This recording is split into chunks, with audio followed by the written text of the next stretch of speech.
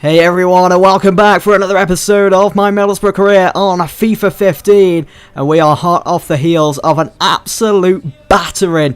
It was annihilation by Norwich. We lost 3-0 at Carrow Road, and it's time we pressed on really and focused on our next game, because that was just disappointing. You can see in the month of December we got some tricky fixtures. We've got to play Brighton, Cardiff, Blackburn, I was going to say Blackpool then, and we've got Watford as well in a mid-week fixture. Up first we were against Brighton, as you saw with the league table. They were trailing Middlesbrough by just 3 points, and so they were going to go out their way to try and close that, get on level terms.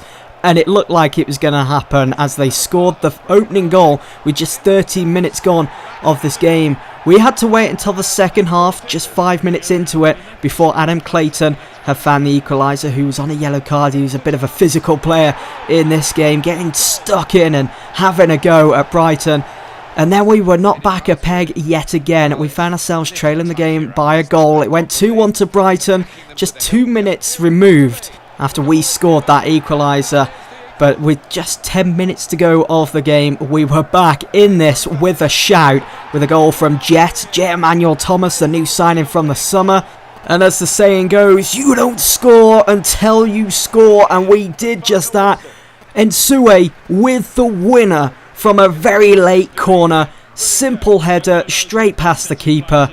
We overturned this game. We absolutely, really, we didn't deserve this game at all. We deserve, if anything, just a point. But that fighting spirit, as I've mentioned in previous episodes, shined bright in that away game against Brighton to ensure us those 3 points. And it was such a vital win as well, to pull away from Brighton, to see off their challenge in the league and focus on our next game, which was back at the Riverside against Brentford. I'm trying to cram in as many games as possible into this episode, because I know I let you guys down in the last episode where there was only 2 games. That was because there was quite a few highlights in that Norwich game, seeing that we lost 3-0 as well, and the fight back, which never really came from Middlesbrough. So well, basically there's going to be every single game in December in this episode. The majority of the games you will just see the goals. We did go 1-0 up against Brentford with just under 20 minutes gone with that penalty from Kike. Good start, and Emmanuel Thomas, who seems to be picking himself up now after some poor performances at the start of the season since signing in the summer. He came very close to doubling our lead and making it 2-0, but look at this great run. The vision as well from Vossen to pick out Kike. That fantastic run, staying on side, very aware of the opposition, their back four, and he just burst through their defence with the ball, and it was a nice, simple finesse shot into the top right-hand corner to make it 2-0 to Middlesbrough. But staying as consistent as ever with this career mode series, I had to then go and concede. I couldn't keep a clean sheet. Parmesan did everything he could in his power, but he just couldn't keep out that effort from Pritchard. It was tremendous. Hit on his left foot, and you'll see from a perfect camera angle here as well, just outside the box, hit nicely, and it starts to curl up into the top left hand corner. Beautiful.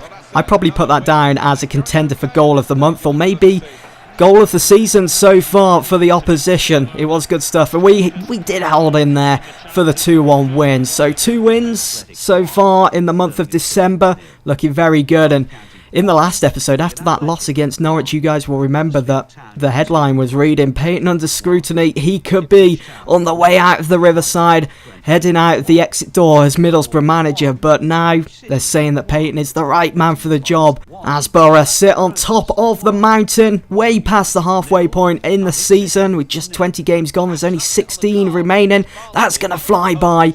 But up next, we had a tough task on our hands, because yes, we were 4 points adrift at the top, but we couldn't afford to be dropping points against Cardiff City or even losing.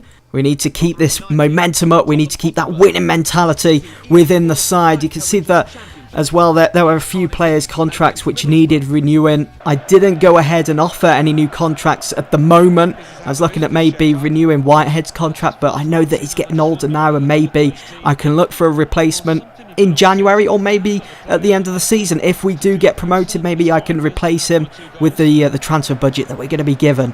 Now, being on top of the league, having that points advantage, being 4 points adrift, it gives the opposition, whoever we come up against, that extra incentive in games to try and get one over the league leaders and try and knock them off that top spot or try and bring them down a level or two. Going into this game, as you saw on the league table, that Cardiff were just 6 points behind us. They could close that if they got a win here. But we had to show why we want to be champions, why we want to be promoted to the Premier League, the best league in the world, in my opinion. We did get the opener against Cardiff away from home with that nicely timed volley from Kike into the roof of the net, but it was cancelled out with that perfectly slotted free kick from Pilkington into the top right-hand corner.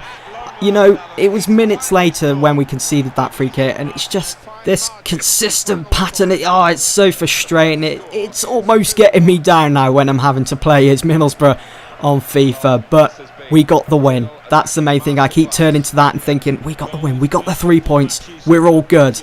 We did beat Cardiff City 2-1. I did forget to mention, whilst the highlights were being shown of that Cardiff game, I changed the formation after reading one of your suggestions in the comment section below to the 3-5-2. It seemed pretty decent, worked out okay, so I'll be using it now for the foreseeable future. Let's just hope it brings us success and gets us that promotion come the end of the season. Once again, there is the league table standings after that game against Cardiff City.